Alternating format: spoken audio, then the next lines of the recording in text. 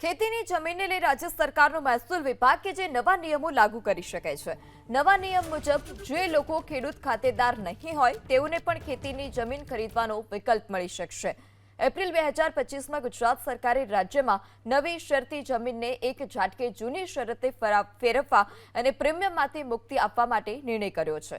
હવે ગણોત વહીવટ ખેતી જમીન અધિનિયમ 1948 તેમજ ગુજરાત જમીન મહેસૂલ અધિનિયમ 1879 સહિતના તમામ મહેસૂલી કાયદાઓ ઠરાવો નિયમોમાં ફેરફાર કરવાની તૈયારી ચાલુ કરી છે। આ સુધારાનો સૌથી મહત્વનો પાસો બિન ખેડૂત વ્યક્તિઓ માટે ખેતીની જમીન ધારણ કરવાની જોગવાઈ હોઈ શકે છે।